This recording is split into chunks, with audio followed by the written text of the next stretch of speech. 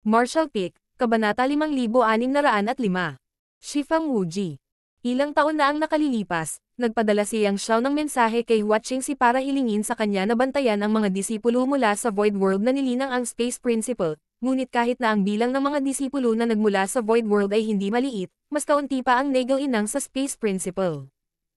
Si Hua Qingxi ay nagrekomenda ng 2 tao sa nakaraan, ngunit sa kasamaang palad, ang kanilang mga natamo sa Dao of Space ay hindi sapat upang matugunan ang mga kinakailangan ni Yang Xiao. Ngayon, ang Fang Tianxi na ito ay isang angkop na kandidato. Gayunpaman, ang ganitong uri ng bagay ay hindi maaaring pilitin, kaya nagrekomenda lamang si Hua Qingxi. Kung hahanapin niya si Yang Xiao o hindi ay nakasalalay kay Fang Tianxi. Maaalala ng alagad. Tumanggo si Fang Tianxi. Kinuha ni Hua Qingxi ang isang universe chart at ibinigay ito sa kanya. Pumunta sa Mysterious Nether Territory. Pagdating mo doon, tandaan na magulat sa departamento ng militar. Oo, tinanggap ni Fang Tianxi ang utos, inalis ang universe chart, at lumipad. Mula sa High Heaven Territory hanggang Mysterious Nether Territory, kailangan lang niyang lumipat sa isang Great Territory, na kung saan din matatagpuan ang Head Office Division ng Human Race. Ang ruta ay napakaligtas. Sa katunayan, hanggat ang 13 Great Territory Battlefield sa kanilang harapan ay hindi nilalabag, ang mga depensa sa likod ng mga ito ay hindi magagapi. Paminsan-minsan, sisiyasatin ni Fang Tianxi ang lokasyon sa universe chart at paminsan-minsan ay ginagamit ang kanyang Space Principle sa paglalakbay. Wala pang isang buwan, nakarating siya sa Mysterious Nether Territory at pinahinto ang isang maliit na pangkat na tila babalik sa likuran upang magtanong tungkol sa sitwasyon bago dumiretso sa lumulutang na kontinente kung saan matatagpuan ang Military Department ng Mysterious Nether Territory. Pagdating niya sa departamento ng militar, iniulat niya ang kanyang pangalan at background, inirehistro ang kanyang pangalan, at natanggap ang kanyang identity token. Ang taong tumulong sa kanya na harapin ang bagay na ito ay isang magandang babaeng third-grade Heaven Opening Realm. Dahil hindi mataas ang kanyang cultivation, babae rin siya, at wala siyang masyadong alam tungkol sa Dao of Battle, inayos siya na gumawa ng ilang ligtas na bagay sa likuran. Napakatyaga ng babaeng ito. Matapos malaman na ito ang unang pagkakataon na pumunta si Fang Tianxi sa Mysterious Nether Battlefield at na hindi pa siya nakipaglaban sa Black Ink Clan dati, ipinaliwanag niya ang maraming karaniwang kaalaman sa kanya, na naging dahilan upang makaramdam siya ng lubos na pasasalamat. Pagdating niya, nagtanong si Fang Tianxi, "Maaari ba akong magtanong kung alam ng young lady ang tungkol kay Yang Xiao?" Nang marinig ito, nagliwanag ang mga mata ng babae. "Si Sir Yang Xiao ba ang pinag-uusapan ninyo? Siyempre alam ko, hinahanap mo ba siya?" Natigilan si Fang Tianxi. Inirerekomenda lamang siya ni Hua Qingxi na pumunta sa Mysterious Nether Territory para hanapin si Yang Xiao, ngunit hindi niya sinabi sa kanya ang mga detalye. Akala niya ay hindi madaling makahanap ng isang tao sa malawak na larangang ito, ngunit ngayon ay tila hindi ito ganoon kahirap. Kahit ang logistician na ito na humahawak sa mga gawaing militar sa likuran ay kilala si Yang Xiao, tila sikat siya. Gayunpaman, sa pagtingin sa namumula na mukha ng babae, alam ni Fang Tianxi na ang Yang Xiao ay hindi lamang isang simpleng pangalan sa kanya. Oo nga, nang marinig ng babae na si Fang Tianxi ay dumating upang hanapin si Yang Xiao, ang kanyang saloobin ay naging mas sabik. "Senior brother, anong negosyo mo kay Sir Yang Xiao?" Sumagot si Fang Tianxi. "Ako ay mula sa High Heaven Palace, at ang head manager ang humiling sa akin na hanapin siya." Lumiwanag ang mga mata ng babae. Si senior brother ay mula sa High Heaven Palace. Ang Mysterious Nether Territory ay pinamumunuan ni Yang Kai, at si Yang Kai din ang master ng High Heaven Palace, at maraming cultivator mula sa High Heaven Palace dito. Sa buong Mysterious Nether Territory. Kung tatanungin mo kung aling puwersa ang pinakasikat, walang alinlangan na ito ay ang High Heaven Palace.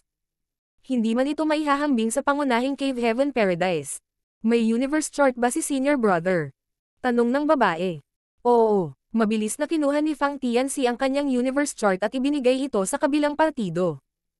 Kinuha ito ng babae at nagpadala ng isang wave ng Divine Sense. Ang koponan ni Sir Yang Xiao ay lumalaban sa frontline sa buong taon, kaya dapat ay bumalik sila sa base para magpagaling sa lalong madaling panahon. Kung nagmamadali ka ngayon, baka makita mo sila.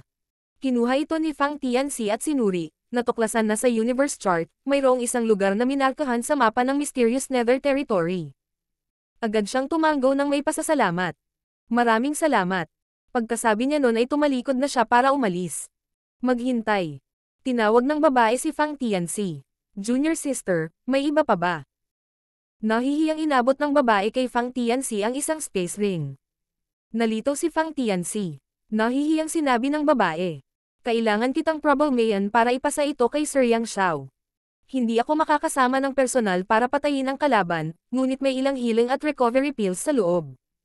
Dalhin ito bilang regalo mula sa akin kay Sir Yang Xiao, mangyaring mag-ingat. Sige. Tumanggo si Fang Tianxi. Bagamat hindi pa niya nakikilala si Yang Xiao, lihim niyang naramdaman na ang Yang Xiao na ito ay tiyak na sikat sa mga kababaihan.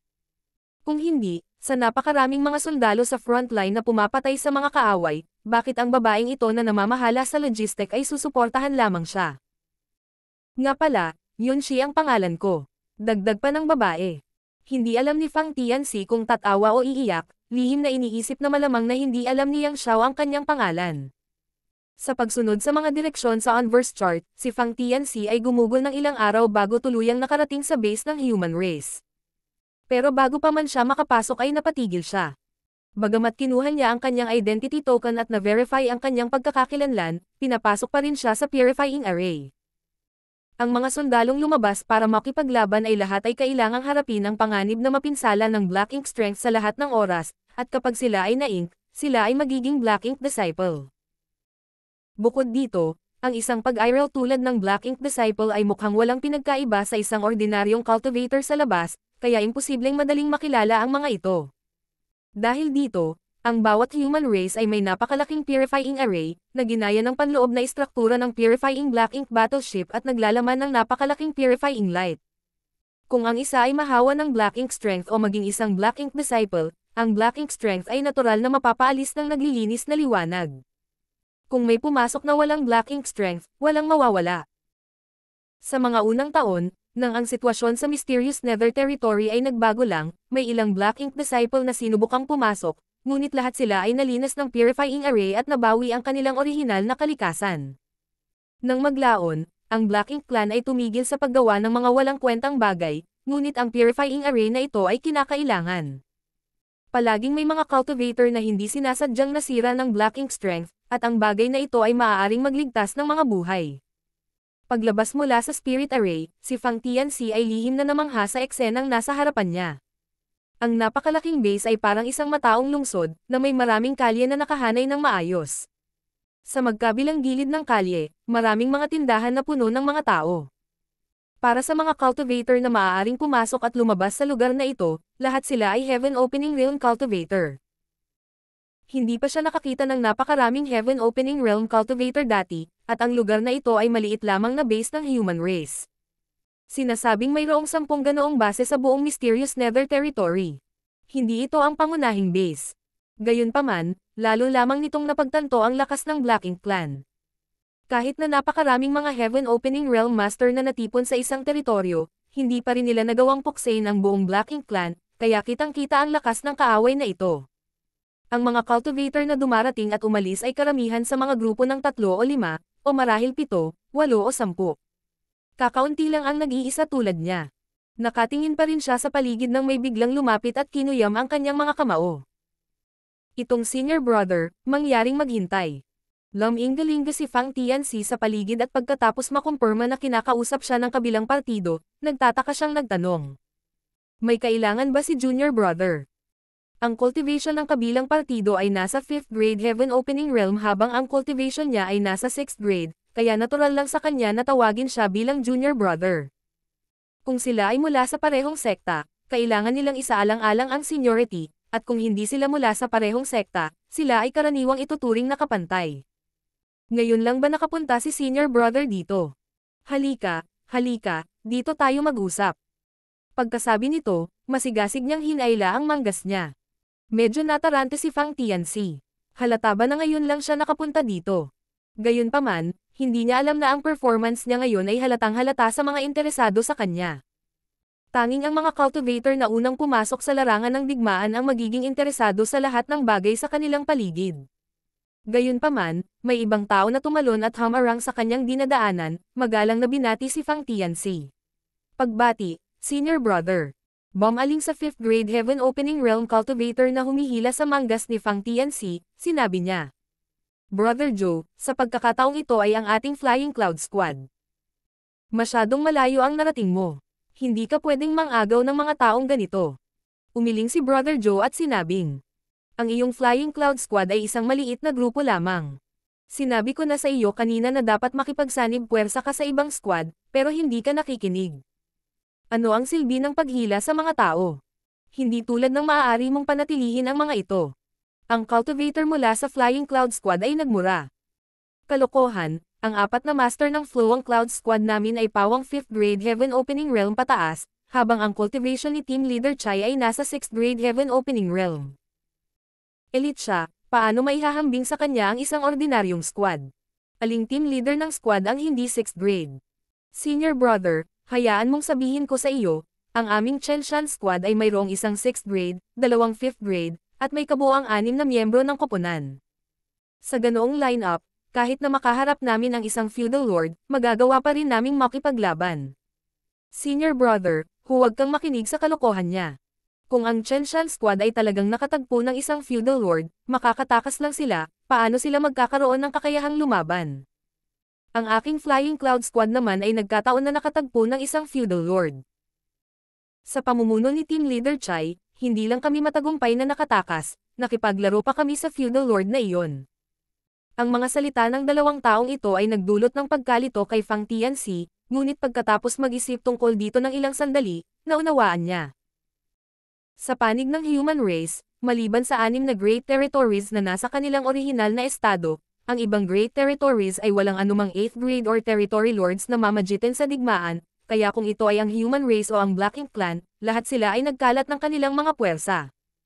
Ang mga puwersa ng human race ay pangunahing nakatuon sa maliliit na koponan at pangangaso sa kalaban.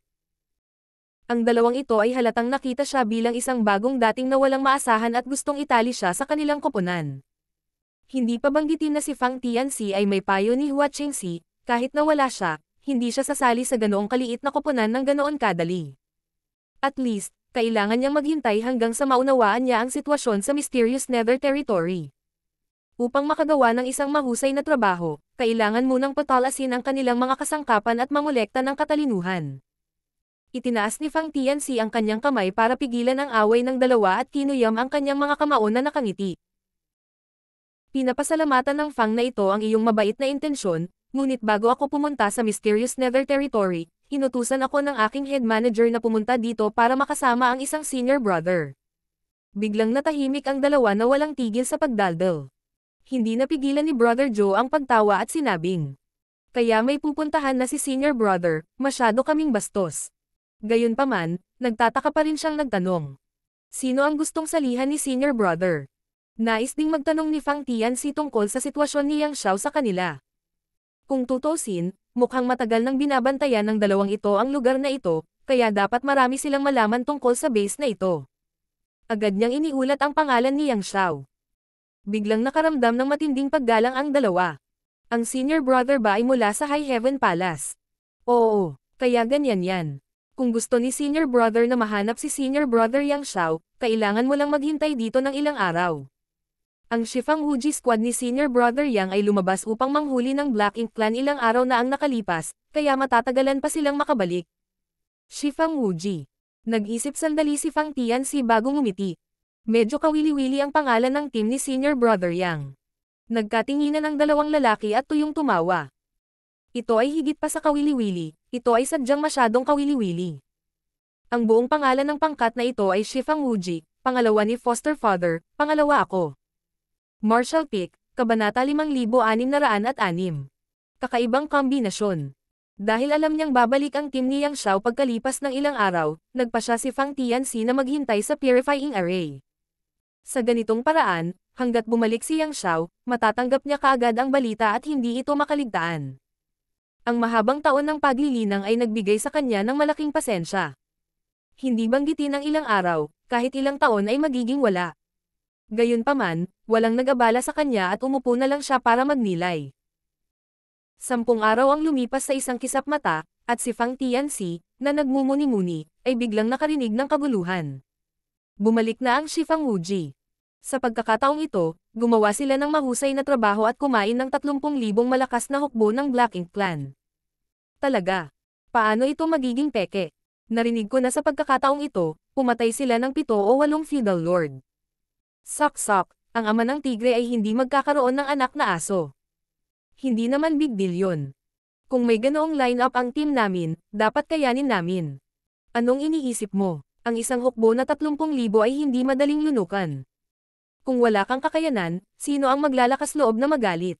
Sa ilalim ng normal na mga pangyayari, ang naturang hukbo ay mangangailangan ng higit sa 12 maliliit na koponan upang kumilos ng sama-sama, na may higit sa 10 7th grade na namamahala. Sa pagkakataong ito, hindi umasa ang Shifang Uji squad sa sinumang tagalabas. Ang bihira lang ay parang hindi sila nasaktan. Sa gitna ng hiyawan sa paligid niya, lumundag ang puso ni Fang Tianxi nang imulat niya ang kanyang mga mata at nakita ang mga nakapaligid na cultivator na lahat ay nakatingin sa purifying array, ang kanilang mga mukha ay puno ng pagpipitagan, na parang lahat sila ay naghihintay ng isang mahusay na general na bumalik. Ang purifying array ay kumislap at isang figure ang lumabas. Ito ay isang binata na nakasuot ng puti, at maging ang kanyang buhok ay puti. Gwapo siya at punong-puno ng sarili. Sa sandaling lumitaw siya, masigasig na tagay ang umalangaw mula sa kanyang paligid. Halatang halata, ang binatang ito na nakaputi ay may magandang reputasyon dito. Karamihan sa mga lalaki ay nakatingin sa kanya ng may paghanga, ngunit marami sa mga mata ng kababaihan ang nag-aalab sa pagnanasa, na para bang hindi nila hinintay na matuno ang kanilang katawan sa binata na nakaputi. May mga tumatawag pa sa kanya na Brother Yang Xiao, at si Yang Xiao. Ito ba ang ipinahanap sa kanya ni Yang Xiao na head manager? Nang magpakita siya, nalaman niyang talagang kakaiba ang taong ito, ngunit pagkatapos niyang lumabas, hindi siya masyadong nasasabik. Gayunpaman, ang nakapagtataka kay Fang Tianxi ay ang binatilyong ito ay may isang lumang baw ng pagong na kasing laki ng palanggana sa kanyang ulo, na nagmumukha sa kanya na may suot na sombrero. Parang naramdaman ang kanyang titig, iniunat ng matandang pagong ang leeg nito at sumulyap sa kanya. Nagulat si Fang Tianxi. Ang matandang pagong na ito ay talagang eksperto. Ang aura na pinakawalan nito ay hindi mas mababa sa isang 7th grade heaven opening realm. Sa likod ni Yang Xiao ay isang babaeng nakasuot ng katulad na puting damit. Hindi alam ni Fang Tianxi kung ito ay imahinasyon niya, ngunit naramdaman niya na ang hitsura ng babaeng ito ay medyo katulad ng sa Dao Master. Maya-maya, mas maraming figure ang lumitaw, na sinundan ng malapitan ng 2 lalaki at isang babae. Ang isa sa mga lalaki ay may medyo malungkot na hitsura habang paulit-ulit na umiiling. Tumabi sa kanya ang babae at may ibinulong sa kanya. Maganda ang kanyang mukha ngunit ang kanyang ekspresyon ay kasing lamig ng isang espadang nakabuka. Ang pagsulyap pa lang sa kanya ay parang sinasaksak ang kanyang kaluluwa. Ang huli ay isang binata na may crew cut. Tulad ni Yang Xiao na namumuno sa grupo, may ngiti siya sa kanyang mukha habang patuloy na nakikipagpalitan ng mga pagbati sa mga nakapaligid na cultivator, na tila nasisiyahan sa pakiramdam na siya ang sentro ng atensyon.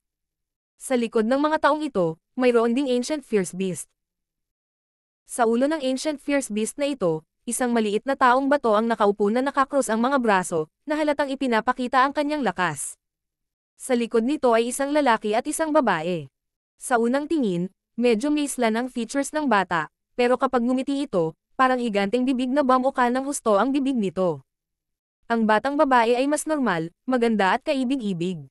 Ang kombinasyong Shifang Uji squad na ito ay medyo kakaiba. Gayunpaman, kumpara sa kakaibang lineup na ito, naramdaman ni Fang Tianxi na talagang makapangyarihan sila. Walang kahit isang mahina sa buong grupong ito. Maraming master ng 7th grade at ang iba pa ay mga 6th grade master. Hindi nakapagtataka na umasa sila sa lakas ng iisang koponan para lumunin ang buong 30,000 malakas na hukbo ng Black Ink Clan. Ang ganitong maliit na koponan ay makapagbibigay lamang ng sakit ng ulo sa Black Ink Clan. Gayunpaman, ang katotohanan na nagawa nilang manatiling hindi nasaktan ang nagpatunay ng kanilang lakas. Nakahanap ng magandang lugar ang head manager para sa kanya. Kung maaari siyang sumali sa isang maliit na koponan, ang kanyang mga hinaharap na araw ay hindi masyadong mapurol. Nang may pag-iisip, si Fang Tianxi ay dumating sa harap ni Yang Xiao at ikinulong ang kanyang mga kamao. Binabati ni Fang Tianxi ng High Heaven pala si Senior Brother Yang. Ngayon lang niya napagtanto na ang apelyido ng Dao Master ay Yang, at ang apelyido ng Senior Brother na ito ay Yang din. Posible kayang may relasyon siya sa Dao Master. Gayunpaman, sa hitsura nito, tila hindi ito ang kaso. Sa kabilang banda, ang babaeng nakaputing damit ay mukhang katulad ng Dao Master. Oh, napatingin si Yang Xiao kay Fang Tianxi nang may pagtataka. Galing ka sa High Heaven Palace. Sa pagtingin sa hindi pamilyar na mukha na ito, kitang-kita na ang 6th grade Heaven Opening Realm Cultivator na ito ay nakalusot, kung hindi ay makikilala niya siya. Oo, sinabi ng head manager na kasalukuyang nagre-recruit ng mga tao si senior brother at hiniling sa akin na hanapin si senior brother. Inihayag ni Yang Xiao ang isang kaaya-ayang sorpresa. Hinihiling ka ba ng head manager na pumunta? Agad na naunawaan ni Yang Xiao na ang taong ito ay maaaring nagmula sa Void World, kung hindi, imposibleng irekomenda siya ni head manager Juan na hanapin siya. Hindi mapigilan ni Yang Xiao na medyo umaasa. Dati nang nagrekomenda si Hua Qingxi ng 2 tao na pumunta rito, ngunit sa kasamaang palad, nabigo silang matugunan ang kanyang mga kinakailangan, kaya inirekomenda niya sila sa ibang team. Sa anumang kaso, ang mga cultivator na nilinang ang Space Principal ay sikat na ngayon sa lahat ng dako, kaya hindi na kailangang mag-alala tungkol sa pagiging recruit. Sa isang labanan sa Black Ink Clan, kahit na ang lakas ng isang tao ay maaaring gamitin upang patayin ang mga kaaway, palaging may mga pagkakataon na kailangan ng isa na tumakas. Sa gayong mga oras, ang mga cultivator na nagel-inang sa Space Principles ay lalong mahalaga. Sa lahat ng mahusay na larangan ng digmaan ng human race, kung tatanungin kung sino ang pinakasikat, walang alinlangan na ito ay isang taong umalis mula sa Void World at nilinang ang Space Principle. Kapag lumitaw ang gayong tao, hindi mabilang na maliliit na squad ang mag-aalok ng napakagandang kondisyon para makipagkompetensya para sa kanya. Hindi napigilan ni Yang Xiao na medyo umasa, kaya hindi niya sinubukang maging magalang kay Fang Tianxi at sa halip ay bumaling sa mukhang tapat na binata at sinabing, "Junior Brother Zhao, subukan mo siya." Humakbang si Zhao Yabay at sumenyas kay Fang Tianxi. "Sumunod ka sa akin." Alam ni Fang Tianxi na marahil ito ay pagsubok para makasali kay Shifang Wuji, kaya hindi na siya nagtanong at sumunod na lang. Hindi nagtagal, umalis ang dalawa sa base at lumipad sa kalapit na kawalan. Makalipas ang kalahating oras, sabay na bumalik ang dalawa. Nanatiling kalmado ang ekspresyon ni Zhao Yabay habang nakayuko si Fang Tianxi sa pagmumuni-muni. Walang espesyal sa pagsusulit na ito, sadyang si Fang Tianxi ay lubos na nagtitiwala sa kanyang kakayahang gamitin ang Space Principle, ngunit sinong mag-aakala na si Zhao Yabay, itong senior brother Zhao ay bihasa din sa Space Principle at kahit na mas marunong pa sa kanya. Walang alinlangan, sa mga tuntunin ng Space Principle, siya ay natapakan ni Zhao Yabay, hindi dahil ang kanyang cultivation ay mas mataas kaysa sa kanya, ngunit dahil sa kanyang pag-unawa sa Great Dao. Naramdaman ni Fang Tianxi na hindi maliit ang kanyang mga natamo, at naramdaman din niya na palaging may mas malakas kaysa sa kanya. Paano ito? Naiinip na tanong ni Yang Xiao. Bahagyang tumango si Zhao Yabay. Tumawa si Yang Xiao at masuyong tinapik ang balikat ni Fang Tianxi. "Mula ngayon, magiging miyembro ka na ng Shifang Wuji squad ko. Sa wakas makakapaglaro ka na ng malaki." Masasabing invincible ang kanyang team sa Mysterious Nether Territory. Ang iba ay naiinggit sa kanila sa madaling pagpatay sa kanilang mga kaaway, ngunit sa katotohanan, nang walang pressure, paano nila mapapabuti ang kanilang sarili? Ang mahihina ay mabubuli lamang ang mahihina habang ang malalakas ay bubunot ng kanilang mga talon sa mas malakas na kalaban. Ang kanilang layunin ay hindi upang gumawa ng pangalan para sa kanilang sarili sa Mysterious Nether Territory, ngunit upang patayin ang kanilang daan patungo sa Great Domain na inookupahan ng Black Ink Clan, sirain ang kanilang mga pugad, at lipulin silang lahat.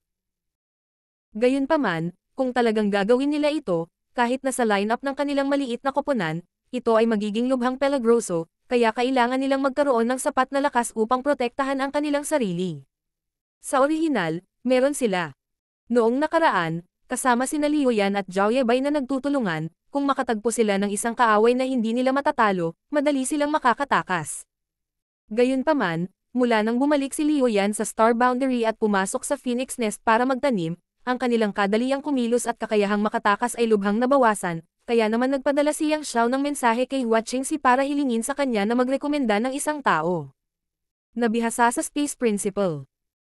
Dahil nakapasa si Fang Tianxi sa pagsusulit ni Zhao Yabay, walang duda na nakuha niya ang pag-aproba ni Zhao Yabay, nagtiwala si Yang Xiao sa pangitain ni Junior Brother Zhao. "Halika, halika, hayaan mong ipakilala kita sa mga miyembro ng aming koponan." Masigasig na sabi ni Yang Xiao. Ipinakilala ng bawat isa sa kanila si Fang Tianxi sa ilang miyembro, na naging sanhi ng pagkainggit sa mga nakapaligid na cultivator. Alam ng lahat kung ano ang ibig sabihin ng sumali sa Shifang Wuji squad, ngunit alam din nila na hindi lang sino man ang maaaring sumali sa squad na ito. Walang pakialam si Yang Xiao sa mga walang kakayahan. Bagamat ito ang unang pagkakataon na nakita niya ang mga taong ito, naramdaman ni Fang Tianxi na parang matagal na niyang kilala ang mga ito, kaya hindi niya masyadong naramdaman na malayo sa kanila. Sa pagharap kay Zhou Yebai, taos-pusong hinangaan siya ni Fang Tianxi at kinuyam ang kanyang mga kamao. Sana ay magabayan ako ni Senior Brother Zhou sa hinaharap. Ngumiti si Zhou Yebai at sinabing, kung may oras ka, maaari tayong magpalitan ng mga pointer. Dahil nilinang mo ang Space Principle, dapat ay mula ka rin sa Void World at nagmana ng Great Dawn ng Hanord Master. Hindi mo kailangang maliitin ang iyong sarili. Hanord Master. Natigilan si Fang Tianxi. Ngumisi si Yang Xiao at niyakap ang kanyang balikat. Si Junior Brother Zhao ay personal na disipulo ni Foster Father. Foster Father. Lalong natulala si Fang Tianxi. Ito ang Dao Master mo. Walang pakialam na paliwanag ni Yang Xiao, medyo naiinggit na sinabi. Marunong maglaro ang matandang iyon, lumikha ng training hall sa sarili niyang miniature universe. Kung mayroon akong Universe 4 Pillars, gagawin ko rin iyon. Nalito si Fang Tianxi. Sinabi lang sa kanya ni Hua Qing sinahanapin si Yang Xiao, ngunit hindi siya gaanong sinabi sa kanya. Ngayon lang niya naunawaan na marami sa mga tao sa pangkat na ito ang may malapit na relasyon sa Dao Master. Ang adopted son ni Dao Master, ang nakababatang kapatid na babae ni Dao Master, ang direktang disipulo ni Dao Master, pangalawang disipulo, pangatlong disipulo. Ito ay totoo lalo na para kay Zhou Yebai at sa iba pa. Noong si Fang Tianxi ay naglilinang sa Void World, nalaman niya na ang Dao Master ay kumuha ng 3 disipulo mula sa Void World, na lahat ay mga maalamat na tao. Ngayon, lahat sila ay nakatayo sa harapan niya. Nakahinga ng maluwag si Fang Tianxi. Hindi katakataka na ang mga tagumpay ni Senior Brother Zhao sa Dao of Space ay napakalalim. Siya ang unang disipulo ng Dao Master at dalubhasa sa Dao of Space, kaya paanong hindi siya magiging makapangyarihan? Ang pagkatalo sa kanya ay hindi isang inhastisya. Martial Peak, Kabanata 5607. Little Brother, ang iyong daan ay makitid. Lalong naramdaman ni Fang Tianxi na ang head manager ay nakahanap ng magandang lugar para sa kanya. Sa orihinal, pumunta siya sa Mysterious Nether Territory para hanapin si Yang Xiao dahil nakinig lang siya sa mungkahi ng head manager at wala siyang masyadong iniisip tungkol dito. Pagkatapos ng lahat, pagkatapos umalis sa Void World, siya ay nag-iisa sa Star Boundary at hindi gaanong alam ang tungkol sa 3,000 mundo. Mayroon siyang sariling mga ideya, ngunit makikinig din siya sa magandang payo. Naipasa niya ang pagsusulit ni Zhou Yebai at taos-pusong kumbinsido sa mga nagawa ni Senior Brother Zhao sa Dao of Space. Ang paglilinang kasama ang gayong tao ay tiyak na magiging malaking pakinabang sa kanya. Gayunpaman, ngayon lang niya natuklasan na ang Shifang Wuji Squad na ito ay hindi lamang si Senior Brother Zhao, kundi pati si Senior Sister Zhao at Senior Brother Shu. Ang 3 disipulo ng Dao Master ay bawat isa ay nagmana ng kanyang 3 Great Dao. Ang pagsali kay Shifang Wuji ay nangangahulugan na madalas siyang makipagpalitan ng mga payo sa 3 kapwa disipulong ito, na lubhang kaakit-akit sa kanya. Nandito na ang lahat, masiglang sinabi ni Yang Xiao. Bumili muna tayo ng mga supply, pagkatapos ay bibigyan natin si Junior Brother Fang ng malugod na pagtanggap. Kapag handa na ang lahat, aalis na kami. Sa wakas ay nakaalis na si Yang Xiao sa Mysterious Nether Territory at pinatay ang daan patungo sa Great Territory na inookupahan ng Black Ink Clan. Ang iba ay natural na walang anumang pagtutol. Sa lahat ng mga taon na ito, si Yang Xiao ang namamahala sa mga gawain ng buong koponan, hindi dahil siya ang pinakamalakas. Sa katunayan, sa mga tuntunin ng lakas lamang, ang ilang mga 7th grade Heaven Opening Realm Masters sa koponan ay kapantay niya, ito ay higit sa lahat dahil ang iba ay masyadong tamad na humawak ng napakaraming miscellaneous na mga bagay, kaya maaari lamang nilang guluhin siya. Sa pagsasalita tungkol sa mga mapagkukunan, biglang may naalala si Fang Tianxi at naglabas ng space ring. Tama, Senior Brother Yang, nang ako ay nanggaling sa military department, isang junior sister na nagngangalang Yunshi ang humiling sa akin na ipasa ito sa iyo. May mga table tas sa loob. Bago pa siya makatapos ng pagsasalita, biglang tinapik ni Yang Xiao ang balikat ni Fang Tianxi, na naging sanhi ng pananakit ng kanyang balikat. Lihim na nagulat si Fang Tianxi sa lakas nitong Senior Brother Yang. Little Brother, ano ang ibig mong sabihin sa ulap at fog? Hindi ko maintindihan. Sumagot si Fang Tianxi. Hindi, Senior Brother, hindi iyon, ito ay isang junior sister na nagngangalang Yunshi. Hehe. Isang mahinang tawa ang lumabas sa kanyang likuran, na tila kay Senior Sister Yang. Malinaw na naramdaman ni Fang Tianxi ang panginginig ng katawan ni Yang Xiao. Paglingon niya, Nakita niya si Yang Xiao na nakatitig sa kanya.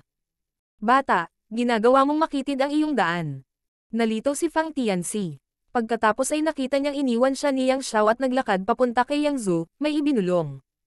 Malabo na narinig ni Fang Tianxi ang mga salitang. Hindi ako, huwag makinig sa kanyang kalokohan. Si Zhao Yabay ay humakbang pasulong at tinapik ang balikat ni Fang Tianxi na may ngiti. Tara na, Junior Brother Fang. Biglang nag-alala si Fang Tianxi. Senior Brother Yang, siya. Sarili ang pinahirapan, hindi mabubuhay. Malamig na bamantong hininga si Zhao Ya habang dumaraan. Mula sa walang katapusang gubat, sunod-sunod na higanteng puno ang tumaas sa buong kontinente. Kahit na maraming sangkatauhan ang naninirahan sa Myriad Monster World ngayon, ang pangkalahatang kapaligiran ay hindi gaanong nagbago. Ang sinaunang aura na ito na napanatili sa hindi mabilang na mga taon ay hindi isang bagay na maaaring baguhin sa maikling panahon. Sa masukal na gubat na ito, may mga panganib sa lahat ng dako. Ang mga tungkulin ng mga ngaso at biktima ay patuloy na nagbabago. Sa masukal na gubat na ito, palaging may tanawin ng mantis na nakahuli ng sikada, hindi namamalayan na ang Oriole ay nanonood sa likod. Ito ay ang perpektong pagganap ng natural na selection. Sa ganoong kapaligiran, ang monster race ay may kakaibang kalamangan pagdating sa paglilinang.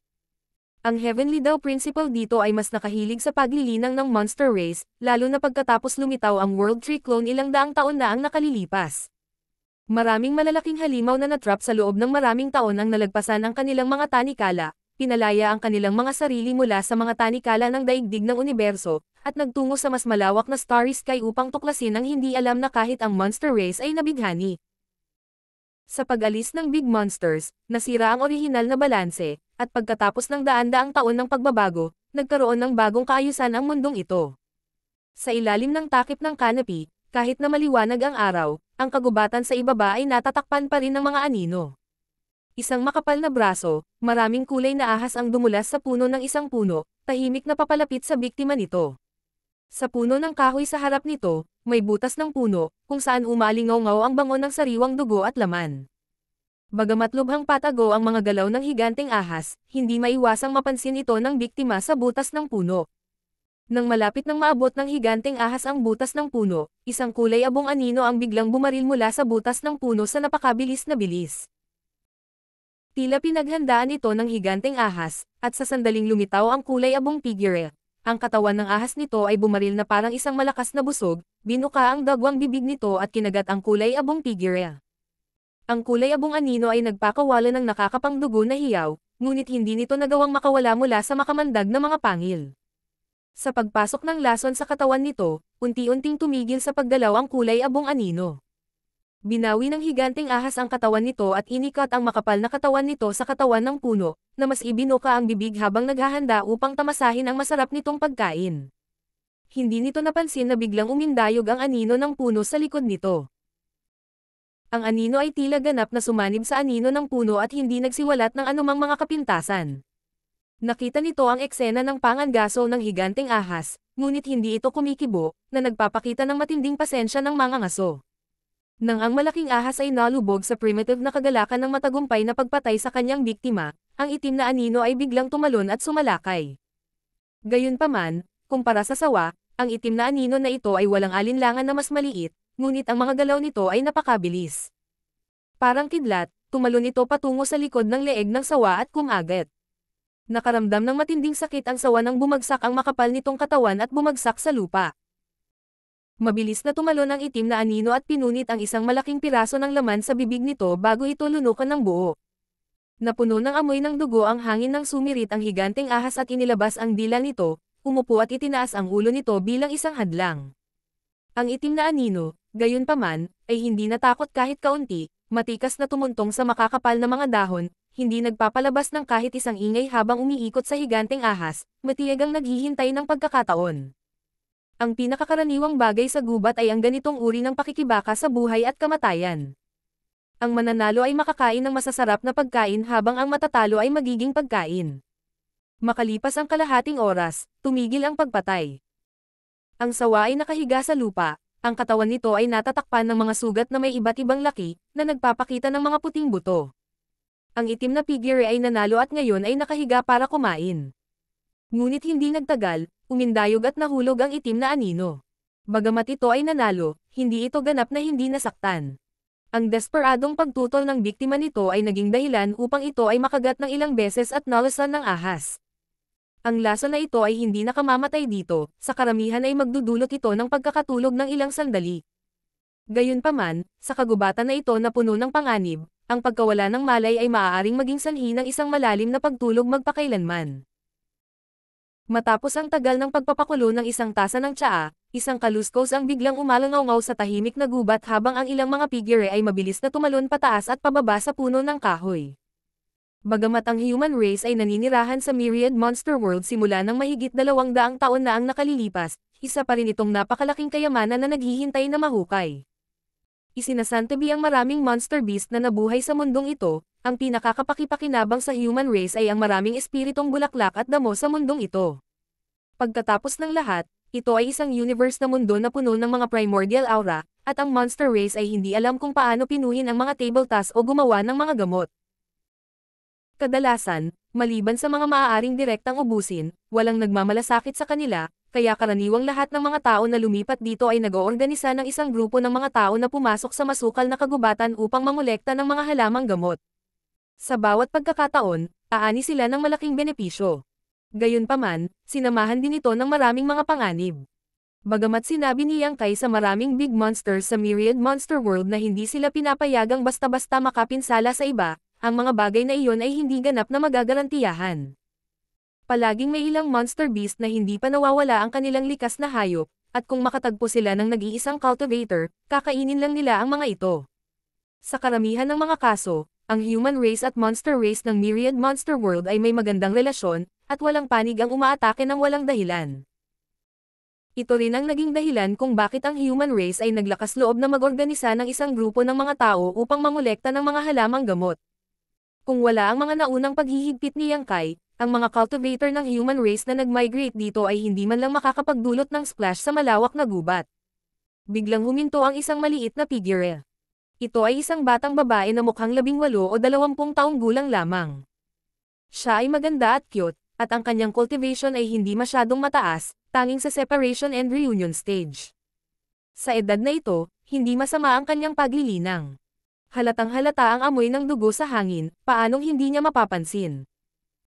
Pagtingin niya sa paligid, hindi nagtagal ay nakita niya ang madugong larangan ng digmaan. Tumalon pababa mula sa puno ng puno, pumunta siya sa gilid ng patay na ahas at nakita niya ang itim na anino sa lupa. Junior sister. Lumipad ang isa pang figure, isang lalaking mas matanda sa kanya ng ilang taon. May shadow leopard dito. Itinuro ng dalaga ang itim na anino sa lupa. Patay na ba? Tanong ng lalaki. Mukhang hindi pa patay. Sagot ng batang babae bago inabot ang leeg ng shadow leopard at apirmadong sinabi. Buhay pa ito, ngunit dapat itong lason. Huwag kang mag-alala tungkol dito, sa Myriad Monster World, ang mga labanan sa pagitan ng monster beasts ay masyadong karaniwan, ang pagpili ng mga halamang gamot ay mas mahalaga. Hinimok ng lalaki. Pero kung hindi natin ito papansinin, baka kainin ito ng ibang monster beasts. Tumangala ang dalaga sa lalaki at sinabing, Senior brother, iligtas natin ito. Bahagyang kumunot ang noo ng lalaki, ayaw makialam sa mga bagay sa pagitan ng mga monster beasts, kaya sinubukan niyang pumagitna. Kung mali ang pagkakaintindi ng mga magulang nito, hindi ito magiging magandang bagay. Ang shadow leopard na ito ay isang batang anak lamang, kaya maaaring nasa malapit ang mga magulang nito. Sabi ng batang babae. Kung malapit lang talaga, bakit hindi nahanap? Malamang na matagal nang namatay ang mga magulang nito, ngunit ito ay ipinanganak lamang ng ilang sandali ang nakalipas, kaya kailangan itong manghuli ng mag-isa. Pagkasabi nito, tila may naalala siya at nagsimulang umiyak. Patuloy ng dalaga. At saka, mahanap man ito ng mga magulang nito, hindi magiging problema. Kapag dumating ang panahon, hindi ba pwedeng ibalik na lang? Senior brother, iligtas natin ito. Pagkasabi nito, tumangala siya sa kanyang senior brother na may luhang mga mata. Nang makita siyang ganito, ang lalaki ay nakaramdam ng kawalan ng lakas at naitaas lamang ang kanyang mga kamay bilang pagsuko. Mabuti, iligtas mo ito, huwag kang umiyak. Agad na napangiti ang dalaga. Si senior brother talaga ang pinakamahusay. Pag-squat down, binuhat niya ang shadow leopard at sinabing, Tara na, senior brother. Hahawakan mo na lang ba ng ganito? Oo. Hindi ba dapat bigyan natin ito ng antidote bago lagyan ng benda ang sugat nito? Oh, sa wakas ay nag-react ang dalaga at mabilis na sinunod ang utos ng kanyang senior brother. Upang makapasok sa kagubatan upang mamitis ng mga halamang gamot, lahat sila ay naghanda ng ilang antidote pills upang maiwasan ang mga nakal-alasong bagay sa kagubatan. Martial Peak, Kabanata 5608. Shadow Leopard. Sa malawak na universo na ito, mayroong hindi mabilang na mga sekta at puwersa, at bawat isa sa Cave Heaven Paradise ay naipasa sa mahabang panahon. Ang kanilang pamana ay malalim at malalim, na nagpapahintulot sa kanila na tingnan ang buong universo. Sa ibaba ng Cave Heaven Paradise, ang mga may mid-grade Heaven Opening Realm ay itinuturing na second-class force. Ang isang puwersa na wala kahit isang mid-grade Heaven Opening Realm ay maaari lamang ituring na isang third-class force. Sa lohikal na pagsasalita, mas mababa ang ranggo ng isang puwersa, mas malaki ang bilang. Gayunpaman, sa katotohanan, ang pinakamalaking bilang sa 3,000 mundong ito ay ang pangalawang uri ng puwersa. Ang 4th grade Heaven Opening Realm ay katumbas ng isang mid-grade Heaven Opening Realm Cultivator.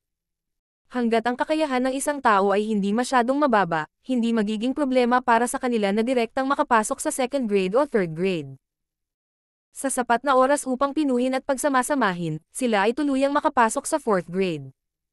Sa makatuwid, kahit saang Great Territory sila naroroon, ang ratio ng 4th grade o 5th grade Heaven Opening Realm ang pinakamalaki, at 6th grade ang pinakamaliit. Gayunpaman, kahit na lahat sila ay mga pangalawang klaseng puwersa, ang kanilang mga pundasyon ay ibang-iba. Sa sekta, magkakaroon ng second-class force na may 4th grade Heaven Opening Realm, at magkakaroon ng second-class force na may 6th grade Heaven Opening Realm, kaya natural na hindi sila may kukumpara. Sa second-class force, ang Qinghong Pavilion ay karaniwang isang mid-class hanggang low-class force. Sa tuktok nito, mayroong 2 5th grade at 4 na 4th grade Heaven Opening Realm sa Qinghong Pavilion. Ang gayong pundasyon ay sadyang hindi nagkakahalaga ng pagbanggit. Gayunpaman, kahit na ang puwersang tulad ng Qinghong Pavilion ay sumakop sa isang mahusay na domain sa nakaraan, na nagpapahintulot dito na pangalanan ang Qinghong Territory. Sa panahon ng pagsalakay ng Black Ink Clan, ang iba't ibang malalaki at maliliit na puwersa ng human race ay napilitang talikuran ang kanilang pamana at lumipat sa High Heaven Territory. Maging ang iba't ibang Cave Heaven Paradise ay walang pagbubukod, hindi banggitin ang Qinghong Pavilion. Sa oras na iyon, sa ilalim ng gabay ng isang maliit na pangkat ng human race na umatras mula sa Spatial Territory, nakipagkita sila sa iba pang puwersa na lumipat mula sa ibang Great Domains at umatras sa High Heaven Territory. Bagamat may mga paikot-ikot sa daan, nakatakas sila ng hindi nasaktan. Ang mga araw na iyon sa High Heaven Territory ang pinakamahirap na panahon para sa kanila. Sa oras na iyon, ang mga puwersa at cultivator na lumikas mula sa iba't ibang Great Territories ay hindi mabilang, lahat sila ay katulad nila, na walang kahit isang lugar na matutuluyan. Ang High Heaven Territory, sa kabilang banda, ay mayroong 2 universe worlds, ang isa ay isang star boundary at ang isa ay isang demon realm. Gayunpaman, ang una ay hindi isang bagay na maaaring tunguhin ng isang ordinaryong tao, at ang huli ay hindi angkop na tirahan. Ang mga mapagkukunan ng paglilinang ay napakahirap din, at ang buong Qinghong Pavilion ay nabalot ng walang pag-asa na kapaligiran. Noon lamang inayos ng High Heaven Palace na makapasok sila sa bagong Great Territory na nagkaroon ng kaunting kapayapaan. Sa karanasang ito, ang mga nakatataas na echelon ng Qinghong Pavilion ay lalong namulat sa kung gaano kahirap pahusayin ang kanilang sariling pundasyon. Kaya 300 taon na ang nakalipas, nang ang Star Boundary Master ay nagulat ng balita ng Myriad Monster World. Maraming Heaven Opening Realm Masters mula sa Qinghong Pavilion ang tumungo sa larangan ng digmaan sa Mysterious Nether Territory ng walang pag-aalinlangan, at nakipaglaban sa Black Ink Clan upang makakuha ng mga merito sa labanan. Pagkatapos ay gamitin ang mga merito ng labanan upang makipagpalitan ng kwalifikasyon upang manirahan sa Myriad Monster World. Ang paglitaw ng Myriad Monster World ay isang simbolo ng pag-asa para sa lahat ng maliliit at katamtamang puwersa. Wala silang mga kwalifikasyon para makapasok sa Star Boundary, ngunit ang Myriad Monster World ay isang bagong simula. Hanggat ang mga nakababatang henerasyon ay maaaring makapasok at maglinang sa Myriad Monster World, makukuha nila ang mga benepisyo ng World Trick Loan. Sa hinaharap, maaari silang makapagsilang ng magandang seedlings na maaaring direktang mag-promote sa 6th grade o 7th grade. Hindi na kailangan ng sobra-sobra, ilan lang sa ganoong magagandang panla ay sapat na upang maibalik ang sitwasyon. Sa wakas, Pagkatapos ng pagbubukas ng Myriad Monster World, ang Qinghong Pavilion ang unang batch ng mga tao na pumasok sa Myriad Monster World. 100 mga disipulo lamang ang nakapasok, ngunit sa paglipas ng mga taon, mas maraming mga disipulo ang nakapasok sa Myriad Monster World. Inukupan nila ang isang spirit peak dito at muling binuksan ang sekta ng Qinghong Pavilion. Bagamat mahirap ang simula, hindi na ito tulad ng daan-daang taon na ang nakalipas nang hindi nila makita ang hinaharap. Sa kasalukuyan, sa buong Myriad Monster World, mayroong hindi bababa sa 10 o 8,000 major at minor forces, ngunit sa hinaharap, ang bilang na ito ay tataas lamang. Sa kabutihang palad, ang Myriad Monster World ay sapat na malaki. Noong unang dumating si Yang Kai sa mundong ito para mag-imbestiga, natuklasan niya na ang laki ng Universe World na ito ay mas malaki kaysa sa karaniwang Universe World. Kung hindi, imposibleng ayusin ang napakaraming puwersa dito. Sa kasalukuyan, lahat ng Heaven Opening Realm Cultivator na nasa itaas ng 3rd grade ay nakikipaglaban sa iba't ibang larangan ng digmaan, na may iilan na lamang na matanda at mahina na 2nd grade Heaven Opening Realm Cultivator na natitira upang turuan ang mga nakababatang disipulo. Sa kabutihang palad, ang Myriad Monster World ay hindi masyadong mapanganib, kung hindi, ang iilan lamang na 2nd grade Heaven Opening Realm na ito lamang ay hindi magiging sapat.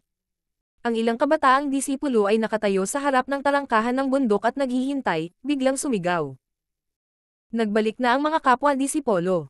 Nang bumagsak ang mga tagay, maraming masiglang figure ang lumitaw sa masukal na kagubatan sa kanilang harapan at hindi nagtagal ay dumating.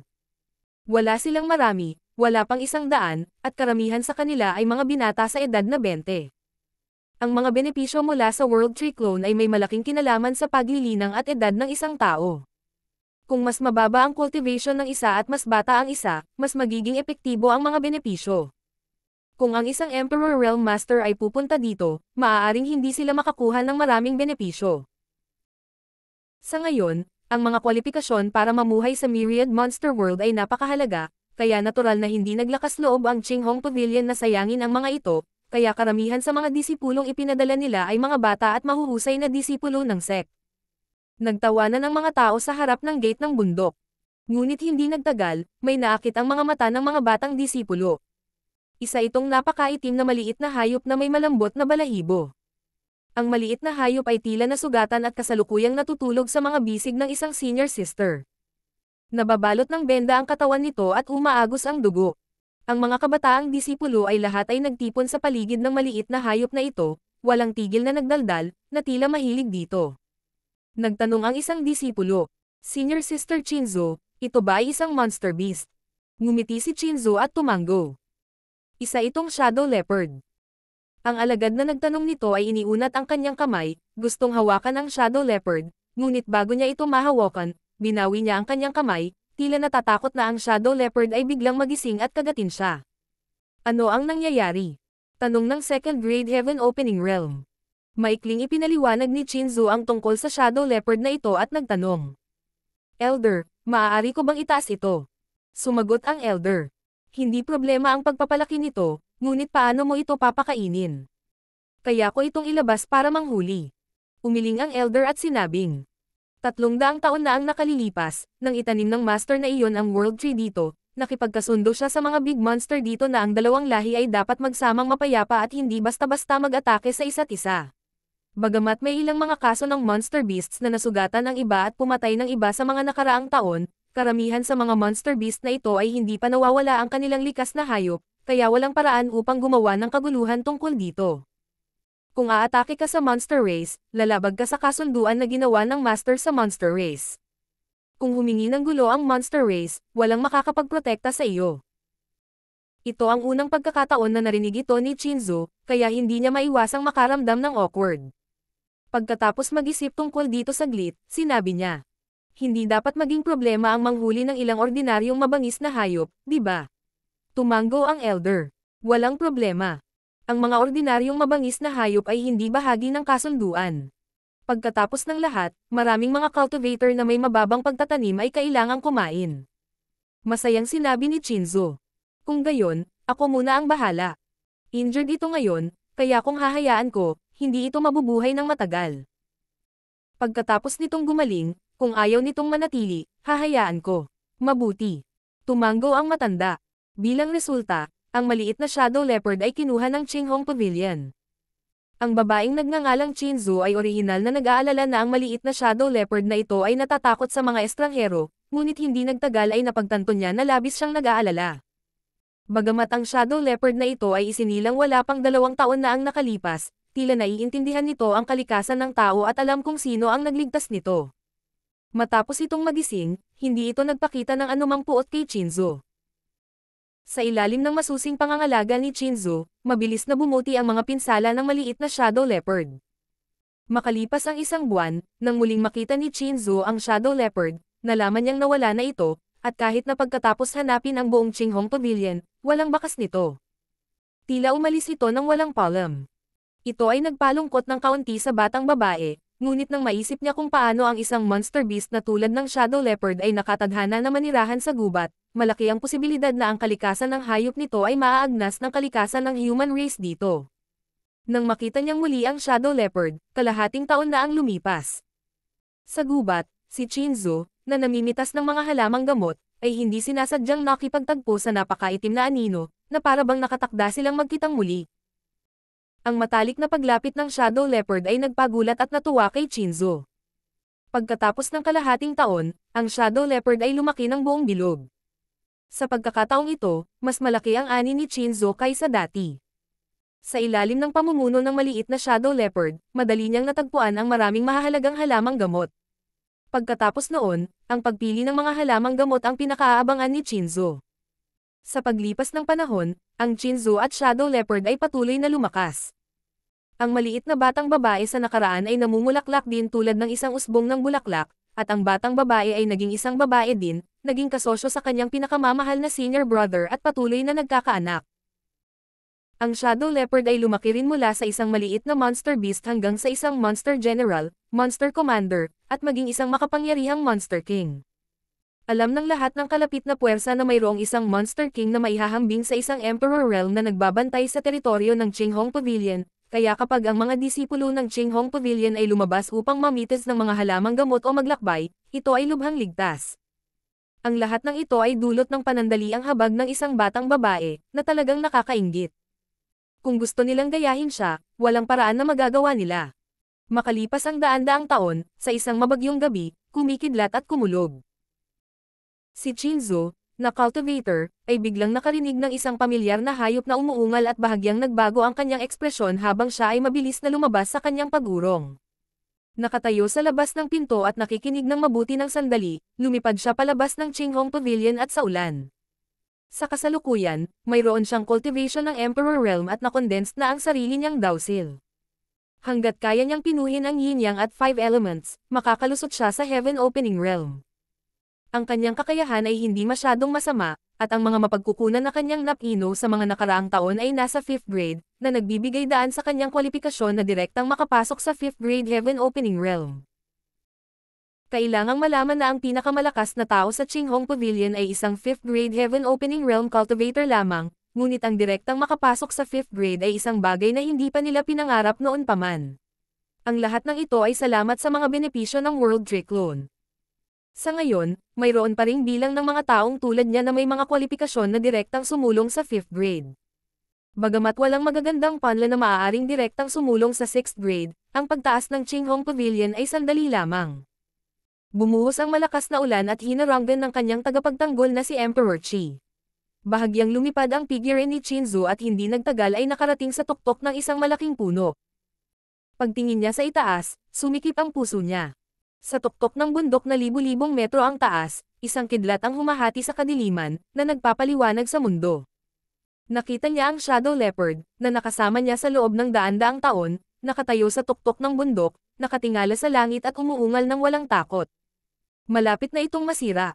Hindi mapigilan ni Qinzu na mag-alala.